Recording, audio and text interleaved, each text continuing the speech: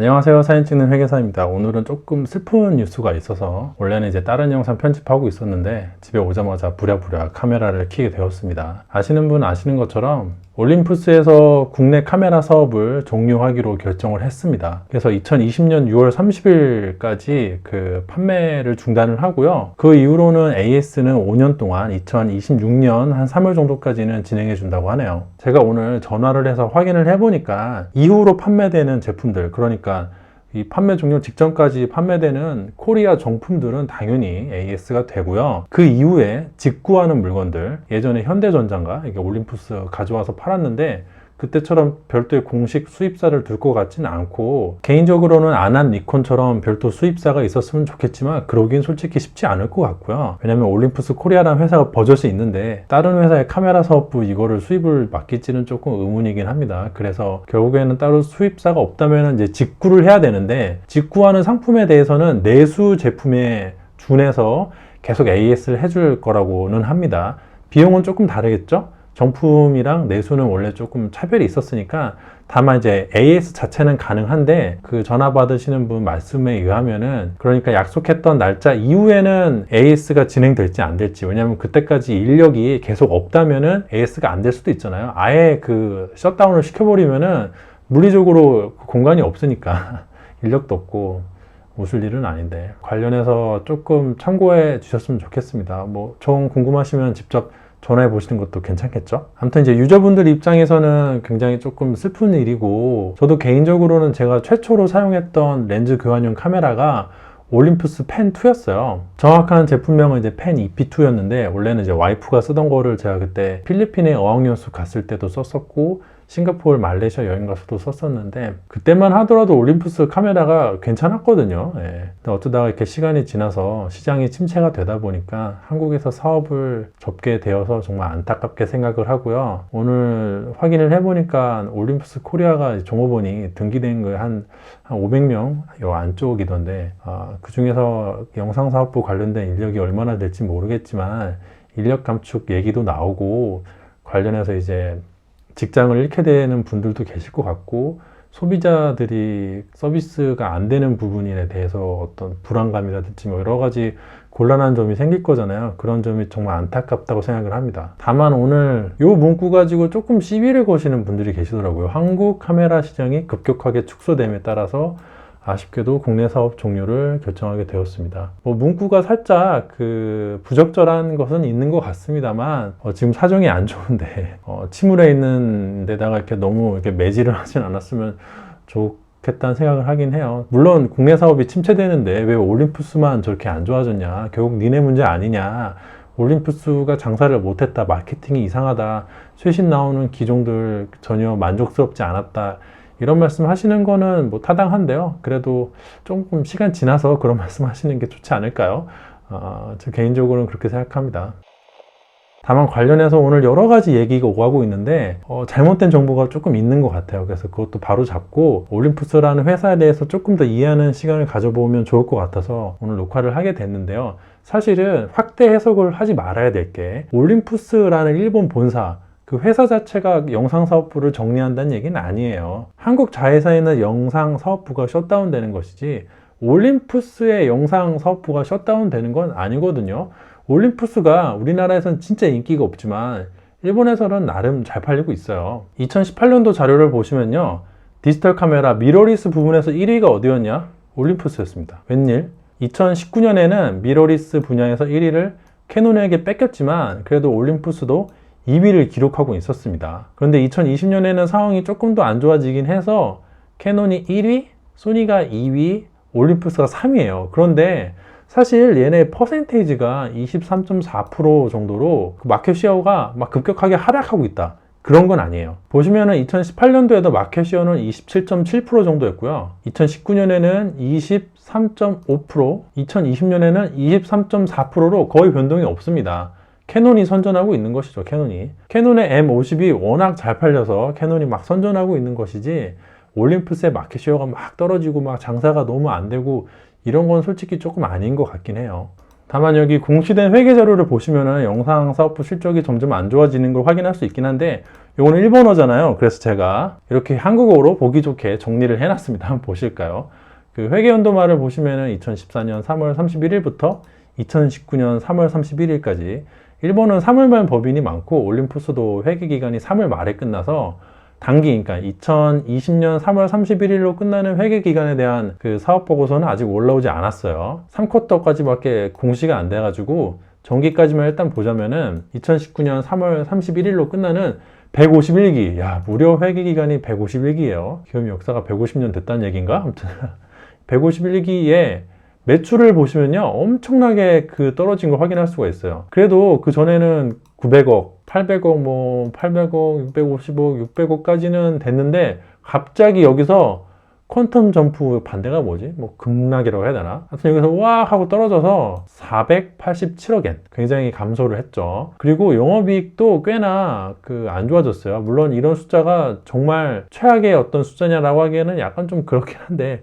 왜냐면은 여기 147개도 상당히 안 좋긴 했거든요. 이 올림푸스가 장사가 잘 되던 이 과거를 봐도요, 영업이익은 항상 마이너스였습니다. 그리고 근데 물론 작년이 조금 심하긴 하죠. 183억이나 했으니까 이 영업 실적에 대해서 그 사업 보고서에는 이런 말이 써 있는데, 그 매출은 486억엔 정도로 전기 대비 20% 정도 감소했다. 그 영업 손실도 굉장히 크다. 특히 영업 손실 같은 경우에는 그 전기에는 12억엔이었는데 15배 정도 늘어났어요, 영업 손실이. 근데 워낙 이 절대 금액이 작아서 1이었으면 이게 183배잖아요. 그래서 이렇게 비교하는 건 조금 무의미하고, 워낙 이 숫자가 작은 숫자이기 때문에 몇 배다 이렇게 표현하는 건 사실 조금 그렇긴 합니다만, 어쨌든 꽤 늘어나긴 늘어났죠. 매출은 줄고 손실은 늘고, 최악입니다, 최악. 근데 이제 왜 그랬냐고 보니까 생산 거점의 재편에 따라 일부 기존 제품의 공급과 신제품의 수에 제약이 생긴 것, 그 이외에 미러리스 카메라의 경쟁 환경이 격화된 영향으로 영상사업 매출이 감소되었다. 한마디로 이제 소니랑 캐논이 막 뛰어들어가지고 매출이 감소됐다, 이 얘기예요, 이 얘기. 그리고 영상사업의 영업이익이 왜 이렇게 줄었냐, 매출 감소 및 생산 거점의 재편에 따른 비용, 그리고 손상 차손을 뭔가 인식을 했나 봐요. 뭔가 평가 차손을 인식한 것 같은데, 거기도 여기에도 영업 손실에도 한 20억엔 정도 말려 들어가 있는 것이죠. 전기에는 그렇게 안 좋았는데 단기는 어떤가? 단기는 아직 3쿼터밖에 없는데요. 3쿼터까지 실적을 보면은 9개월짜리 실적인데 347억엔이고 손실은 74억엔 정도 났습니다. 이걸 연으로 환산을 하면은 올해는 이제 전기랑 비슷한 수준의 매출이 발생할 걸로 보이고요. 조금 감소했네요. 대신에 영업이익은 많이 줄어들었어요. 평년 대비라고 해야 되나? 하여튼 워낙 계속 손실이 나던 상황이라 평년 대비라고 하기엔 조금 그런데, 아무튼 전기의 이 엄청난 영업 손실보다는 절반 정도로 줄었다라고 보면 될 것 같습니다. 한마디로 원래 안 좋았는데 작년에 너무 안 좋았고 올해도 조금 안 좋다. 그리고 올림푸스가 카메라 사업의 비중이 상당히 낮다 라고 말씀하시는 분들이 많은데, 그건 맞는 말이긴 합니다만, 여러분들이 생각하시는 것보단 높아요. 생각하시는 게 어떤 건지 모르겠지만, 이 종업원 수로 보자면은 인력이 상당히 중요한 변수거든요. 종업원 수로 보자면은 전체가 한 35,000명 정도 되는데, 이게 4,570명으로 13% 정도의 비중을 가지고 있습니다. 그리고 매출액 비중으로 보자면은 매출액 비중 같은 경우에는 들쑥날쑥하기 때문에 게다가 점점 꺾이고 있잖아요. 그래서 좀 비중이 낮아요. 6% 정도. 그러니까 151기 요때 기준으로 보면은 전체 매출액에서 카메라 사업부, 영상 사업부가 차지하는 비중이 한 6% 정도 됩니다. 그 전년도에는 603억엔 찍을 때는 10.7%가 됐어요. 이 매출액 비중은 이 매출액이 변동함에 따라서 막 이렇게 떨어지기 때문에 그렇게 정확한 비중이라고 말하기가 사실 조금 의문스럽고, 종업원 수로 봤을 때 13%니까 대충 얘네 퉁쳐서 올림푸스에서 영상사업부가 차지하는 비중이 10% 정도라고 보면 될 것 같습니다. 그러니까 10분의 1 정도. 90%는 다른 걸 하는 기업이에요. 10% 정도가 이제 영상사업부인데, 보통 1%다. 아니면 5%다 이렇게 말씀하시는 분들도 많이 계셔가지고 그거보단 조금 높은 것 같다고 저 개인적으로 해석을 하네요. 가끔 우스갯소리로 올림푸스는 이제 취미로 하고 있다, 카메라 사업부를, 그런 말을 많이 하고, 저도 이제 종종 하는데 사실 10% 정도면은 완전 진짜 취미로 하고 있다고 하기에는 조금 그렇습니다. 제가 보기엔 진짜 취미로 하고 있는 건 파나소닉이에요. 파나소닉 같은 경우에는 영상사업부의 어떤 저런 실적을 별도로 공시하지도 않아요. 그냥 기타에 말려 들어가 있거든요. 워낙 포션이 작은 거죠. 근데 올림푸스는 그 정도까지는 아닌 것 같고, 물론 이제 캐논이나 니콘이나 이런 회사들처럼 주력은 아닌 것 같은데, 사실 따지고 보면 소니도 그 센서 부분 제외하고 카메라 사업부만 떼고 보면 아마 제 기억이 정확하진 않은데 8%인가 10%가 그랬거든요. 소니에서 카메라 사업부가 차지하고 있는 비중만큼 올림푸스에서도 카메라 사업부가 어느 정도 차지하고 있다고 저는 판단을 할 수 있다고 생각을 합니다. 회계사로서 누구나 그렇게 생각할 건 아니지만 제 개인적인 해석은 그렇습니다. 다음은 이제 올림푸스 코리아에 대한 얘기를 해드릴까 하는데요. 약간 얘기가 조심스러운 게 불난집에 부채질하는 것도 아니고 안 좋은 소리를 할 수밖에 없으니까. 하지만 요청이 좀 있었고 오늘 워낙 이런저런 이상한 소리를 제가 많이 봐서 방송을 할 필요성을 조금 느껴서 하게 되는 거니까 양해해 주시기 바라고, 톤이 조금 다운되더라도 이해해 주세요. 뭐 웃고 떠들고 너무 막 즐겁게 방송할 수 없는 주제긴 하잖아요. 자, 이렇게 보시면은 영상 사업부의 자회사들 목록인데 아메리카, 유럽, 홍콩 앤 차이나, 코리아랑 비엔남 이렇게 있는데 이 5개 중에 하나인 코리아가 이렇게 싹 없어지는 거죠. 다음번에는 슬픈 일이 아닐 수가 없네요. 근데 이거 보시면 아시겠지만 이렇게 떡하니 연결 자회사가 있는 국가가 그렇게 많지는 않았어요. 한국이 굉장히 중요한 마켓이었다는 어떤 반증이거든요. 한국 시장에서 왜 이렇게 장사를 못했는지 조금 아쉽긴 하고, 마이크로 포소드에 대해서 별로 이렇게 관심이 없었던 저 자신도 약간 조금 미안한 감정이 들기도 하네요. 이제라도 마포 바디를 뭐 하나 정도 사서 이용해 보는 게 어떨까 하는 생각이 들 정도입니다. 한국 시장에서 원래 안 좋았던 것은 아니고요. 아시는 분 아시겠지만은 예전에 전지현을 광고 모델로 TV 광고 열심히 할 때는 굉장히 좋았어요. 올림푸스가 디지털 카메라 부분에서 꽤 오랫동안 1위를 차지했었거든요. 올림푸스 한국 얘기를 하자면 이제 이분 얘기를 안 할 수가 없는데, 이분이 이제 처음에, 그러니까 2000년대 초반에 올림푸스 한국의 초대 법인장으로 부임해서 14년째 연임을 하고 있던 당시에는, 그때는 국내 디지털 카메라 열풍이 불던 때라서 소니와 캐논, 니콘을 제치고 4년 연속 디카 시장 1위를 했습니다. 그래가지고 이때 방 사장 분이 외국계 기업에서 성공한 한국인 최고 경영자로 유명세를 탔어요. 그리고 2011년도에는 외국인으로서는 처음으로 올림푸스 본사의 집행 임원으로 선임돼서 주목받기도 했고요. 이후 디지털 카메라 부분에서는 캐논과 니콘, 삼성에 밀리면서 내리막길을 걸었지만 뭐 다른 거는 뭐 좋았다. 나머지 90%가 뭐 내시경 같은 거가 좋았다라고 하는데, 어쨌든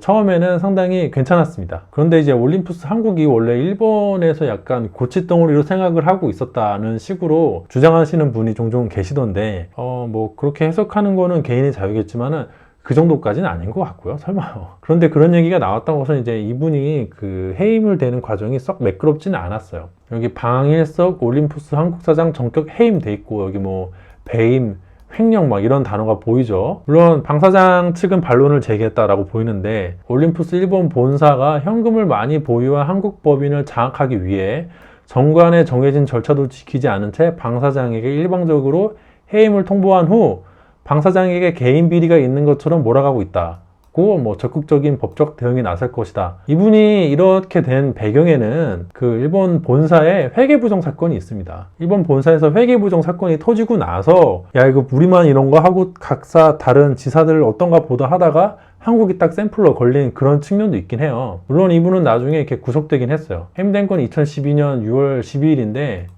구속이 된 건 이제 2년 뒤. 이분이 받았던 이제 혐의는 사옥 신축 공사비 등 회사 돈 수십억 원을 빼돌렸다. 강남구 삼성동에 있는 올림푸스 타워를 신축하는 과정에서 시공사의 공사비를 부풀려 지급한 후 이를 되돌려 받는 수법으로 수십억 원의 회사 자금을 빼돌린 혐의를 받고 있다. 검찰 관계자는 이들의 횡령 혐의는 로비 목적의 비자금 조성이라기보다는 개인적 비리에 가깝다고 말했고, 뭐 줄줄 있는데 이게 오늘 그 내용은 아니고 본론을 얘기를 해보자면은 요 얘기 많이 하더라고요. 근데 요게 이제 내용이 복잡한데 관련해서 좀 엉뚱한 소리 하시는 분들이 많아가지고 이게 어떤 사건이냐면요, 1990년대부터 유가증권의 투자 손실을 장부에 기재하지 않았다. 요게 핵심이에요. 요걸 분식했다는 거예요. 회사가 다른 회사에 투자할 수 있겠죠. 유가증권을 샀다는 게 뭐 채권이나 주식을 샀다는 건데, 주식을 샀으면 그 회사를 인수를 한다거나 이런 개념인 거고, 채권을 샀으면은 뭐 그 회사 신용을 믿고 채권을 사서 이제 투자를 한 건데, 근데 투자가 잘 안 될 수가 있잖아요. 잘 안 됐던 모양이에요. 그래서 투자 손실이 많이 발생했는데 그거를 장부에 기재하지 않았습니다. 그러니까 두려웠던 거죠. 하지만 투자 손실이 있으면 그걸 계속해서 숨길 수가 없거든요. 뭐 도밭이라고 일본 내에서는 막 넘겨버리는 수법을 쓰기도 하는데, 그래도 언젠가는 돌아서 장부에 그게 나타나게 되어 있습니다. 이걸 처리를 해야 돼요. 근데 그거를 어떻게 처리를 했냐면은 2008년 2월 영국 의료기기 회사인 자이러스를 2,100억 원에 사들일 때 이게 자문회사에다가 666억엔을 자문료로 지급했다고 허위 기재했다. 그러니까 회사를 2,100억 원에 사들였는데 자문료를 무려 3분의 1인 666억엔을 자문료로 지급했다고 허위 기재를 한 거죠. 말이 안 되잖아요. 이게 말이 안 되는 게 2조짜리 회사를 인수를 하는데 그 회사 대가가 아니라, 인수 대가가 아니라 그거 인수하는 과정에서 자문해준 자문사에다가 6천억 원을 줬다는 거예요. 2조짜리 회사를 사면서 6천억 원. 말이 안 되잖아. 이제 거의 7천억 원 돈이었는데. 뭐 자문료 많이 받으면 좋긴 하지만 그렇게 많이 줬으면 좋겠네요. 그럼 저도 이제 다시 회계법인으로 돌아가서 엄청 많은 연봉을 받으면서 다닐 수 있을 텐데, 뭐 그건 아닌 것 같고, 원래 사실은 6천억 원을 주지 않았어요. 자문료는 그거보다 훨씬 적었는데 아까 말씀드린 그 투자 회사들에서 투자 손실 난 거, 그거를 비용으로 인식을 해야 되는데 투자해서 손실 났어요 라고 하면은 그 책임을 져야 되니까, 투자에 대한 책임을 져야 되니까 자이러스라는 회사를 인수하면서 자문료로 6천억을 썼다 라고 허위로 기재를 한 거죠. 가공의 비용을 만들어서 투자 손실이 되어야 할 게 자문료로 둔갑을 한 겁니다. 느낌 오시나요? 왜냐면은 내가 투자해서 손실이 나면은 그건 확정이 되는 건데, 내가 어떤 회사를 인수하면서 자문료로 줬다, 그러니까 이거 인수 과정에 필요한 돈이어서 2조짜리 회사를 결국에는 2조 한 6천억이나 2조 7천억에 내가 샀는데 이거는 손실이 확정된 게 아니에요. 그 회사가 잘 되면은 2조에 샀지만은 나중에 그 회사가 뭐 5조가 되고 10조가 되면은 자문료 한 6천억 준 게 그렇게 큰일이 아닐 수도 있잖아요. 물론 엄청나게 큰 금액이지만 그렇게 뭐 어떻게든 해가지고 회사를 인수를 했는데 이 자이러스라는 회사가 엄청 잘 돼서 나중에 5조가 되고 10조가 돼서 다시 팔면 뭐 잘한 결정이었다, 이런 평가를 들을 수도 있으니까 당장 평가 손실을 인식을 하면은 책임을 져야 되지만, 이거를 인수 과정에서 발생한 자문료라고 포장을 하면은 그 인수한 회사가 어떻게 되는지 보자 라고 이게 뒤로 미룰 수가 있어요. 책임 소재를. 그런 측면이라고 보시면 됩니다. 그리고 또 한 가지가 2006년에서 8년 사이에 한 734억엔을 들여서 일본 건강식품 회사 등 3개사를 사들인 뒤에 2019년 3월에 557억엔의 감손 처리를 했어요. 2008년이랑 2009년 사이에 뭐가 있었어요? 리만 브로더스 사태가 있었죠. 이렇게 사가지고 리만이 훅 떨어지니까 야 이때다 하고 이제 묻어버린, 대충 뭐 그 정도 느낌이 납니다. 이건 제가 정확하지는 않아요. 핵심은 자이러스랑 관련된 게 핵심이고, 이거는 약간 조금 그 복잡한 안에 내용이 있어가지고 제가 뭐 카메라 관련해서 영상 보시는 분들한테 길게 설명할 건 아닌 것 같아서 공부를 들여서 정확하게 모르는데, 제 느낌상은 그 금융위기 오면서 거기서 에라 모르겠다고 이제 묻어버린 것 같아요, 손실을. 그리고 펀드를 통해 누군지도 모르는 대상에게 거액을 준 것으로도 알려졌다. 이건 뭐 물음표인 것 같고, 진짜 줬나? 그런 멍청한 짓을 왜 했지? 아무튼 간에 이래가지고 이래저래 해가지고 이 90년대부터 유가증권의 투자 손실을 장부에 기재하지 않았다. 요게 핵심입니다. 요게.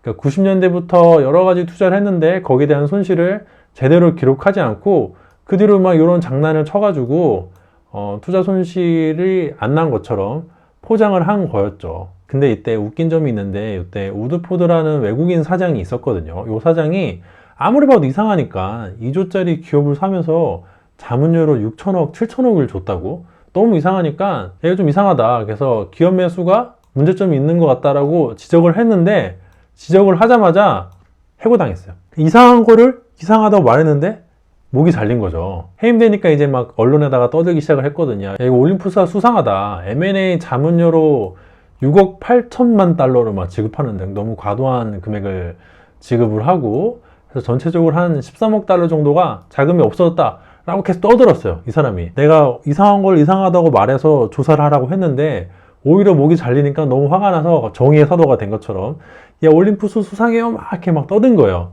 떠들어서 실제로 조사를 해보니까 이상한 게 발견이 된 거죠. 누가 봐도 이상하니까. 그래서 결국에는 압력이 거세지자 올림푸스는 기자회견을 열고 분식회계 사실을 인정했습니다. 그래서 이사회가 다 뭐 사퇴를 하거나 그랬던 일이 있어요. 근데 저게 발단이 돼서 야, 우리만 이런가, 다른 지사들은 일을 잘하고 있나라고 각 이제 지사들을 돌아보던 와중에 한국이 딱 걸린 거죠. 그래서 그때 당사장이라는 분이 해임을 당하고, 근데 실제 그분이 조금 문제가 있었던 모양인지, 그러니까 저분이 처음에는 억울하다, 이거는 권력 다툼이다 라고 했는데 그건 아닌 것 같고, 1심에서는 징역 2년 6월을 선고받았고 2심에서는 2년 6월인데 집행유예 4년을 선고를 했어요. 그러니까 이제 유죄는 유죄다. 그러니까 일본이 한국 그 지사를 미워해서 막 눈엣 가시처럼 여긴다 이런 건 아닌 것 같고요. 저 이제 개인분이 조금 문제가 있었던 것 같긴 합니다. 그리고 또 관련해서 엉뚱한 소리가 오가는 게, 저 그 부정행위 때문에 올림푸스가 거액의 벌금을 냈다라고 했는데 그건 약간 사실관계를 혼동한 거고, 벌금을 내긴 했어요. 근데 그거는 분식회계 때문에 낸 게 아니라 여기 킥백 앤 브라이버리 케이스 해가지고 뭐 뇌물 그리고 뭐 리베이트 이런 것 때문에 미국에서 부패방지법에 걸려서 거의 1년치 영업이익에 해당하는 벌금을 냈거든요. 아무튼 꽤나 거액을 냈는데 그게 분식회계 때문 아니었다. 분식회계는 그 전일이에요, 전일. 분식회계 때도 벌금을 내긴 했는데 벌금이 그렇게까지 크진 않았던 걸로 제가 기억을 하고, 그 뒤로도 이렇게 뭐 뇌물 목적으로 막 돈 뿌리고 막 이래가지고 부패방지법에 걸려서 벌금을 크게 냈었다. 그건 팩트. 근데 분식회계 때문 아니다는 거, 그거 말씀드릴게요. 요즘에 카메라 시장의 어떤 소식을 들으면 항상 우울해지는데, 요즘에 이렇게 좋은 소식이 없어요. 이거 뉴스를 보시면은 4월에 미러리스 판매량이 전년 대비 4분의 1 수준이다. 일본이 이제 BCN에서 이제 자료를 발표를 했는데 4월에 판매 상황을 공개를 했는데 이게 전년 동기 대비 4분의 1 수준이라는 충격적인 수치가 나왔다.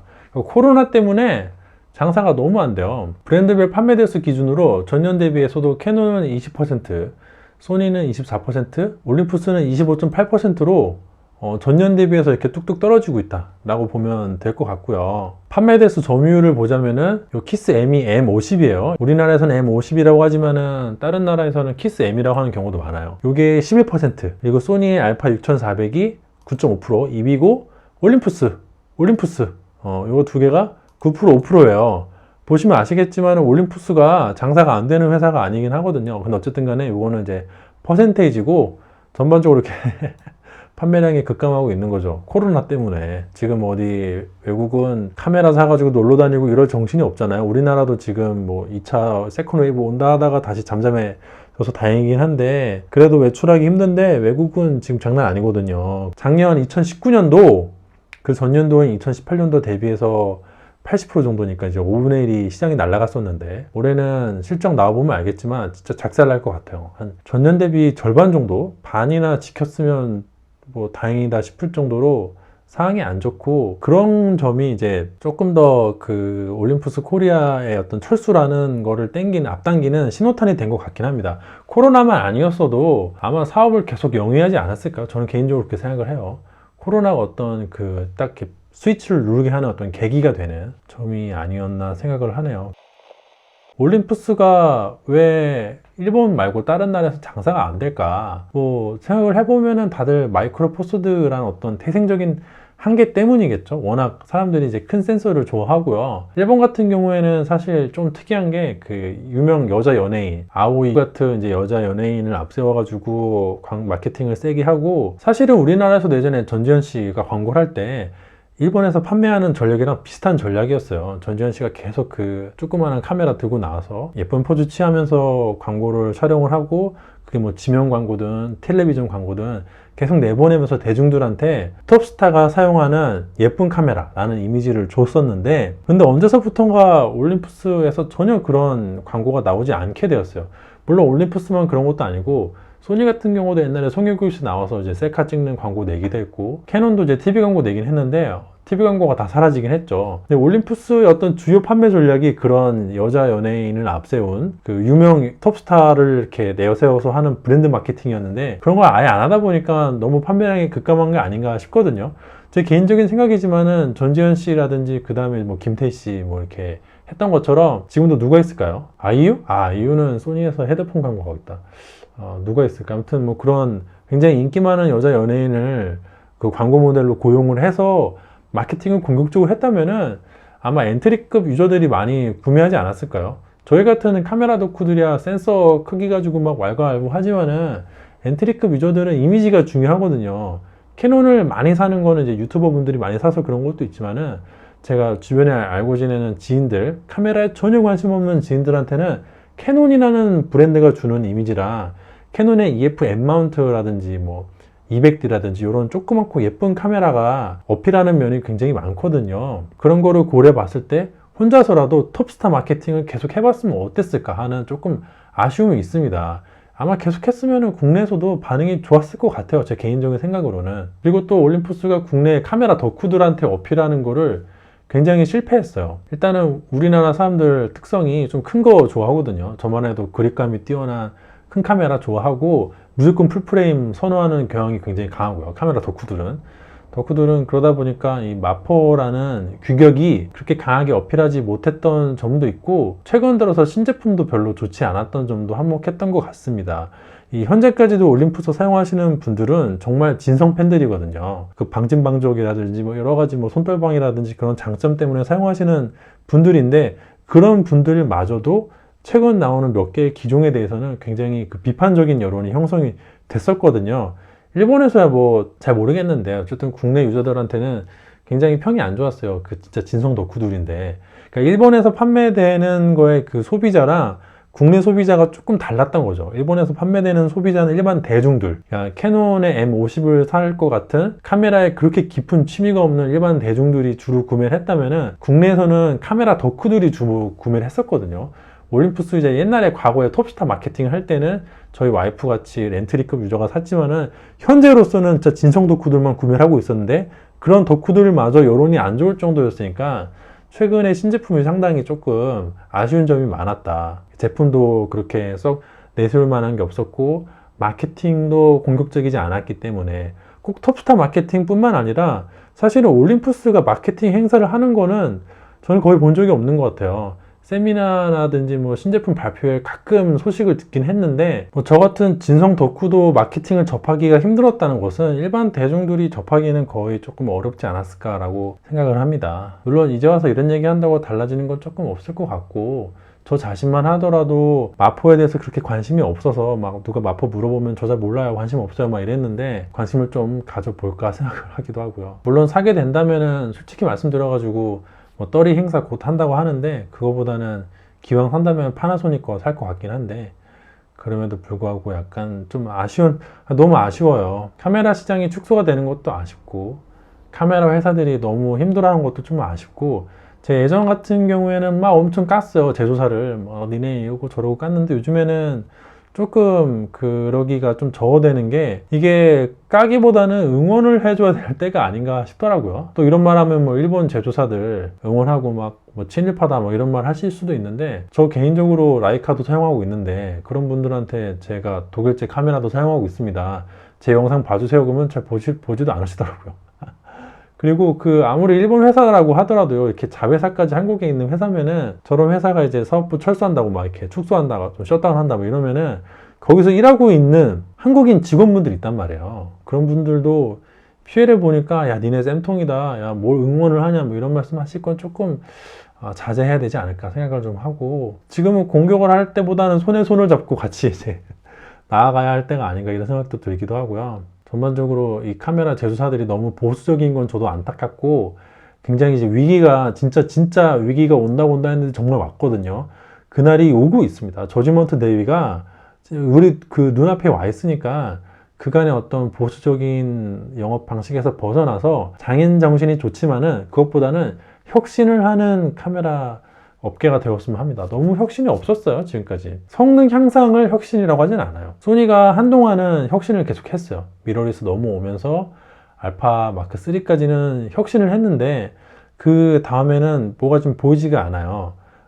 제가 말하는 혁신이라는 거는 누차 말하지만, 카메라에 유심히 꼽히고 안드로이드 OS가 탑재가 돼서, 예전에 너무 일찍 나왔던 그 삼성 그 카메라 NX의 그 뒤를 이어서, 그 여행 갔을 때 핸드폰이 없어도 얘만 들고 다녀서 로밍도 해가지고 SNS에 공유도 하고, 또 동영상 촬영할 때 스노우 같은 어플을 사용할 수 있게 해주자. 사람들이 보통 얼굴 턱 깎고 이런 거는 할 수가 있어요. 사진으로는 되게 손쉽게 합니다. 보정 어플들이 많아서. 근데 동영상은 되게 힘들어 하거든요. 사람들이 카메라 안 쓰게 된 이유 중에 하나도 동영상을 보정하기 힘들다. 잡티 보정 같은 거, 얼굴 깎아주는 보정, 핸드폰으로는 기가 막히게 되는데 이 카메라로 촬영을 하면 그게 힘들어요. 그러니까 그런 거게 되려면은 안드로이드 OS가 들어와서 스노우 같은 어플을 A9으로도 할 수 있어야 됩니다. 하여튼 뭐 그런 식으로 여러 가지 혁신을 하는 그런 업계가 돼가지고 이 위기가 좀 타개가 되고 코로나 지나갔을 때 공격적인 신제품이 나와서 업계에 좀 좋은 소식이 많아졌으면 좋겠습니다. 오늘 영상은 약간 두서가 없었는데요. 그 올림푸스 카메라가 한국에서 철수한다는 얘기랑 또 관련해서 막 여러 가지 얘기가 있어서 좀 팩트 체크할 겸 과거의 얘기를 좀 해드렸고요. 그 다음에 왜 한국에서 그렇게 인기가 없었는지 일본하고 다르게 그 얘기 해드렸고, 또 앞으로 카메라 회사들한테 바라는 점을 말씀을 드렸다고 보면 될 것 같네요. 좀 정리가 되시죠 이제는? 아무튼 오늘 영상도 조금이나마 도움이 되었기를 바라고요. 관련해서 약간의 마음의 상처를 입었을 올림푸스 유저분들이랑 그 직원분들을 비롯해서 많은 이해 당사자분들에게 심심한 위로의 말씀을 드립니다. 뭐 적합게 위로의 말씀을 드린다고 위로가 될지는 모르겠지만요. 그게 뭐 취미든 생계든 많은 분들이 애정을 담았던 어떤 사업이, 어떤 그 제품이나 어떤 시장이, 산업이 이렇게 축소가 되고 없어진다는 건 정말 슬픈 일 같네요. 다들 힘내시고 시청해 주신 분들께 감사드립니다.